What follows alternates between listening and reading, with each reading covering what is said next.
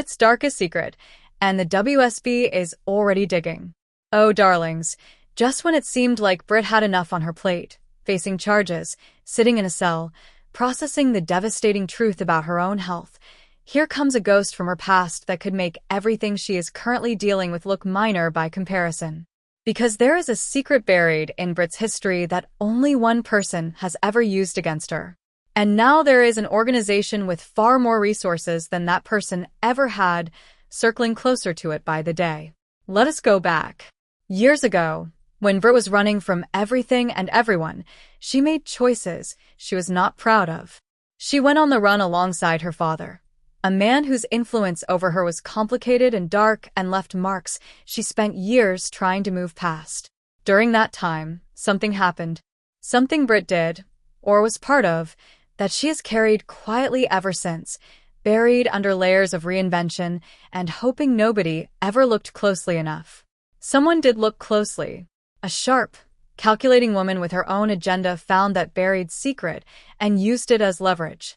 She made it very clear to Britt that what she had done was serious enough to cause real damage if it ever came to light. And so Britt cooperated. She pushed her closest friend towards something he otherwise would not have agreed to, all to keep that secret locked away. It worked, for a while. Then other dramatic events took over. The hook changed everything, Britt disappeared, and that particular skeleton stayed quietly in its closet. Until now. Because Britt is no longer just facing local charges in Port Charles. The moment the Cold Fusion Project entered the picture, the moment the WSB became involved in her case, the scope of the investigation expanded enormously. These are not local detectives working with limited resources. This is a global intelligence organization with the ability to pull records from anywhere in the world, going back as far as they need to go. The statute of limitations has not expired. The crime, whatever it was, is still prosecutable. And Britt knows it. She is sitting there running through the laundry list of everything that could surface, calculating how bad each item on that list looks in the current climate, and understanding that this particular item is one she has absolutely no clean answer for. She was not coerced into it the way she was with the Cold Fusion Project. She was not gaslight or manipulated by someone holding her life over her head. She made a choice in a dark moment alongside a man she should have run from years earlier. The best she can possibly hope for is a lesser charge.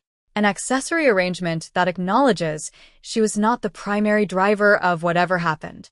But even that requires her to be honest about something she has spent years pretending does not exist. Britt has survived so much. She has come back from things that would have ended most people. But this one is different, because this one is rooted in who she was before she became someone better. And confronting that version of herself, in front of the entire world, while already fighting battles on every other front, that is genuinely terrifying. The past is coming for Britt, and it is not coming gently. Molly faces an impossible choice. Martin is back, and Sunny meddles again. Now, darlings, this next segment is packed with storylines moving fast in every direction, and every single one of them is building towards something bigger. We have got Molly standing at a crossroads that could define her entire career. Martin walking back into Port Charles with perfect timing as always. Rick sitting across from Isaiah mapping out a legal strategy that could destroy Curtis. And Sunny doing what Sunny does. Inserting himself into something that is absolutely none of his business, and somehow being surprised when Carly refuses to budge. Let us start with Molly, because this woman has worked incredibly hard to build something meaningful outside of the chaos that surrounds her family. She has a book. A real book. A tour. An opportunity to step into the spotlight in a way that is entirely her own. And she is right on the edge of it, packed and ready and excited about what is ahead. And then Justine walks in with an offer. Not just any case. The biggest legal case of Molly's career, sitting right there, available, hers if she wants it. But taking it means giving up the tour. Giving up the book. Choosing the law over the personal dream she has been building. The kind of decision that sounds straightforward on paper, but is anything but simple when you are the one holding it. Which will Molly choose? Her ambition as a writer or her calling as a lawyer? The public version of herself she has been working toward, or the professional powerhouse she was always meant to become. Either choice costs her something real. and the pressure of making it quickly is not helping. Meanwhile, Martin is back in Port Charles, and Laura could not be happier about the timing. Her brother arriving right when she needs someone with his specific skills and his very particular understanding of complicated family situations is exactly the kind of coincidence that does not feel like a coincidence at all in the city. Laura is thinking about Rocco, about the legal tangles that young boy is already wrapped up in just by virtue of everything that happened around him. With Rick occupied elsewhere, Rocco is going to need someone in his corner, and Martin might be exactly that person. Speaking of Rick, he is sitting across from Isaiah in the most civilized possible setting, listening very carefully. And what Isaiah is presenting is a two-pronged legal strategy aimed directly at Curtis. A defense case on one front, and a civil lawsuit on the other, targeting Curtis for the injury Isaiah sustained when Curtis completely lost control and hit him hard enough to cause lasting damage to his hand. Now, Curtis was reacting to something he found deeply upsetting in the moment. Nobody is disputing that his feelings were real, but feelings and legal liability are two separate conversations. And the fact is, Curtis made a physical choice that had lasting consequences for another person's livelihood and quality of life. That is exactly the kind of situation civil law exists to address. Curtis, meanwhile, is having his own legal conversations, specifically about what kind of deal might be available to him and what it would cost him to take it. Jordan is asking the questions that matter. The answers are not simple, and Curtis is going to have to decide very soon whether he fights this or finds a way through it that does not drag everyone around him deeper into the mess. And then there is Sonny, who witnessed that very public kiss between Carly and Valentine and has apparently decided that this is a problem requiring his immediate intervention. He pulls Carly aside. He delivers what he clearly believes is a reasonable, concerned, fatherly warning about the man she is choosing. Carly looks at him, and she tells him no. Flat out. Not unkindly, but with complete and absolute finality. She is not changing her mind. Sonny has no standing here. And she is not going to pretend otherwise just to keep peace with an ex-husband who has historically made his own romantic choices without consulting anyone. Sonny goes home to reconsider his strategy, which, if you know Sonny at all, means things are about to escalate considerably. Lucas is shattered, and Cassius risks everything for one goodbye.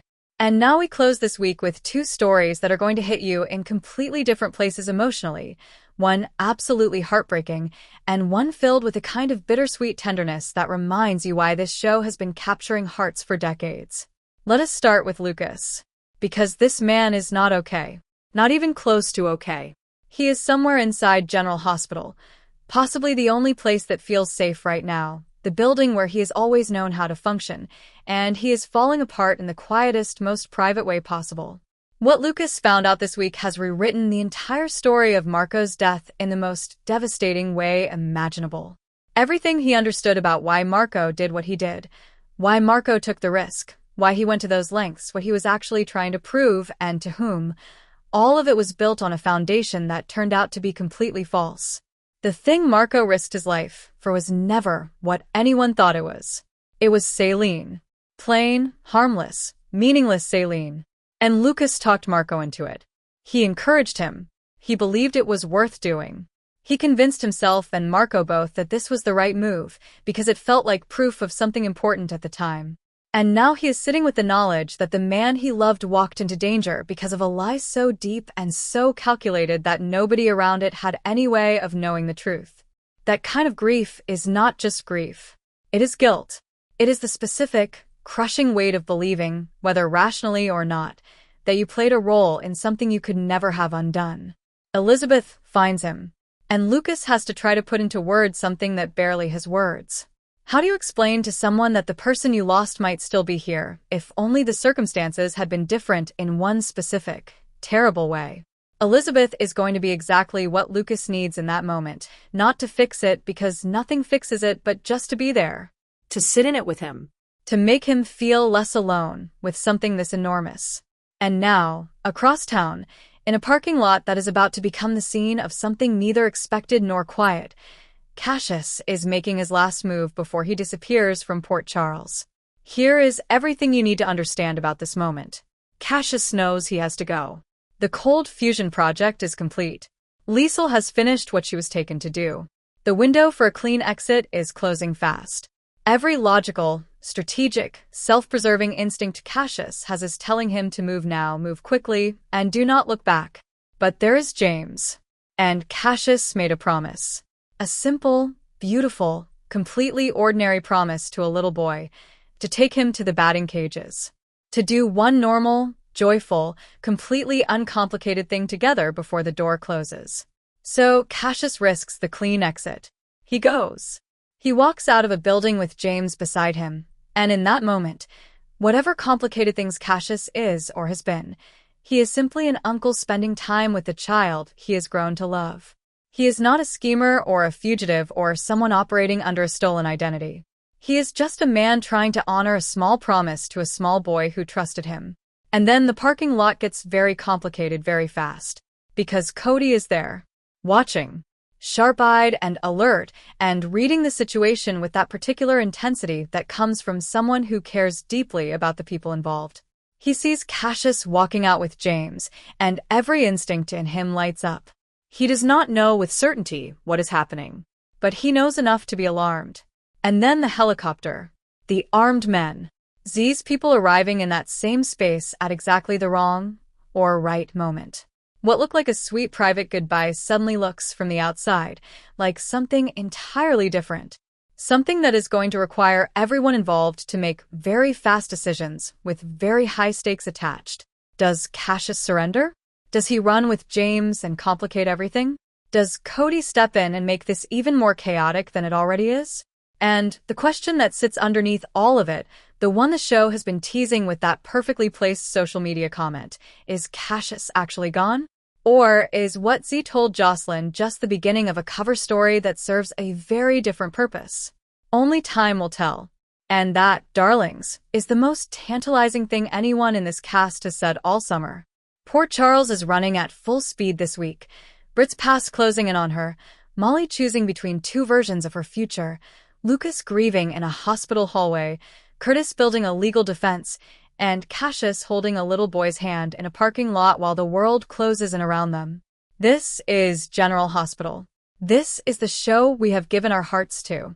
And every single week it reminds us exactly why.